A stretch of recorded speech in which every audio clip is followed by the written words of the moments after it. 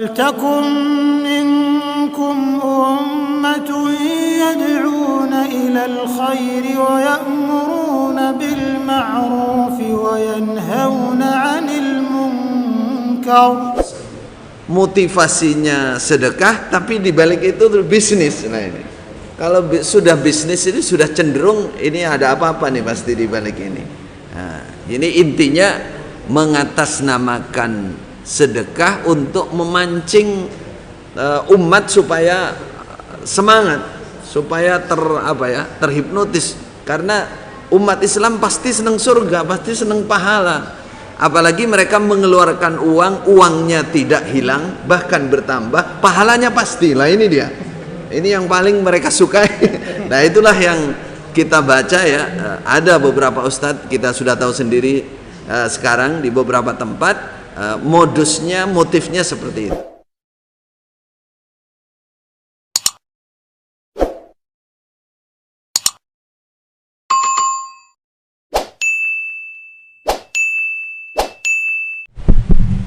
Bismillahirrahmanirrahim. Mengenai kasus-kasus seperti ini, ada yang dilakukan oleh perorangan atau personal seorang ustadz atau kiai, dan kalau kita ingat juga dilakukan oleh sebuah kelompok atau organisasi yang saya pribadi tidak bisa hilang ingatan itu yaitu dari kelompok Islam Jamaah yang saya berpuluh tahun ada di dalamnya. Menurut saya memang keikhlasan orang berdakwah, mengajarkan ilmu, menggalang umat ya, itu sebenarnya adalah pekerjaan hati. Tidak ada orang yang mengerti hal itu kecuali Allah. Innallaha alimun bidzatis sudur. Namun ada kata pepatah ya, adz-dzahir yadullu 'alal batin, bahwa yang tampak dari seseorang itu kadang-kadang menunjukkan isi batin. Ketika seseorang, ya mohon maaf, ada seorang ustadz misalkan, selalu nasihatnya atau dakwahnya atau motivasinya masalah sedekah terus, uang, sedekah atas nama lipatan pahala 700 ila masya Allah. 700.000 unfik alaik, kalau kamu infak nanti pasti dibalas oleh Allah, dan seterusnya. Untuk zaman ini perlu dicurigai ini. Kenapa kok dakwahnya kok selalu itu? Apa dibalik itu?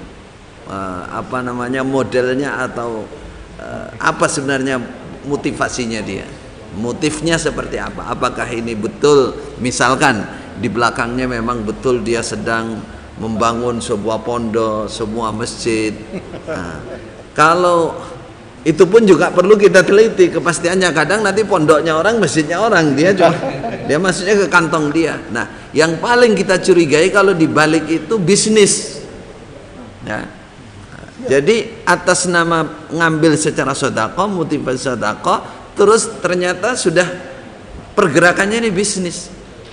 Tidak dijumpai, saya yang belajar ilmu belum pernah menjumpai sejak zaman Nabi atau Khulafaur Rasyidin terus motivasinya sedekah tapi dibalik itu bisnis. Nah ini, kalau sudah bisnis ini sudah cenderung ini ada apa-apa nih pasti dibalik ini. Nah, ini intinya mengatasnamakan sedekah untuk memancing umat supaya semangat, supaya terhipnotis. Karena umat Islam pasti senang surga, pasti senang pahala. Apalagi mereka mengeluarkan uang, uangnya tidak hilang, bahkan bertambah, pahalanya pasti. Lah ini dia. Ini yang paling mereka sukai. Nah, itulah yang kita baca ya. Ada beberapa ustadz, kita sudah tahu sendiri sekarang di beberapa tempat modusnya, motifnya seperti itu. Maka ini yang saya katakan tadi, kita umat Islam supaya lebih cerdas lagi, lebih teliti lagi meneliti hal yang seperti ini ya, yang seperti ini, supaya sedekah kita, niat baik kita bisa tersalurkan. Ini memang akhir zaman ya seperti ini. Banyak orang ya berkedok agama,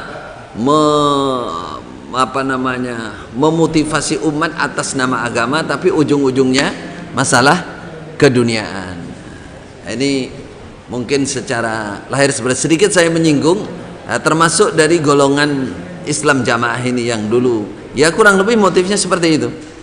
Kalau Anda ingat ya, bagi saudara-saudara yang hijrah itu, dulu itu masih di awal-awal itu ada penerobos khusus, penerobos pembelaan sampai ya temanya pembelaan. Pokoknya sampai kalau ada penerobos khusus ini kok pulang nggak bawa apa-apa, ini nggak sukses, nggak sukses. Kalau pulang bawa ayam, bawa piring, ada yang sedekah piring bareng ya di zaman itu. Bawa apa itu sukses ini. Jadi kalau orang cerdas sebenarnya lihat dari itu, ini apa ini? Apa-apaan ini kayak begini? Ya. Kemudian iming-imingnya ya terus seperti tadi, sedekah itu dilipatkan, sedekah itu pasti diganti. Apalagi belakangan yang namanya tadi Pak Jenderal nyebut yang mereka sebut isrun persenan, 10% itu malah berat lagi itu. Berat lagi artinya jamaahnya nggak bisa berkutik itu, karena itu ijtihad imam dan itu perintah imam. Kamu sudah baiat kepada imam. Kalau kamu tidak taat dengan ijtihad imam ini, berarti kamu tidak mendapatkan persaksian dari imam, nanti kamu tidak bisa masuk surga. Ini yang paling ditakut ini. Ini doktrin penyesatan umat, perbudakan kalau boleh saya katakan ya, pemerasan ya di sini ini atas nama agama, atas nama iming-iming surga tadi. Jadi kita berharap bagi umat Islam ya supaya lebih teliti dan lebih cerdas membaca kondisi saat ini. Inilah akhir zaman. Akhir zaman Rasulullah sudah mengatakan di zaman fitnah itu akan muncul du'atun, para dai yang yad'una ila abwabi jahannam, yang mereka berdakwah sebenarnya hakikinya mengajak ke pintu neraka jahanam, walaupun dia disebut pendai itu sudah agama yang diomongkan, tapi sebenarnya di balik itu karena banyak menyelisihi dalil-dalil yang benar pengertiannya, sehingga berpolitik ataupun menutupi dirinya, kedok dirinya seakan-akan itu surga betul. Waliyadzubillah. Nah, saya silakan jika menambahkan. Waltakum minkum ummatun yad'una ilal khairi wa ya'muruna bil ma'rufi wa yanhauna 'anil munkar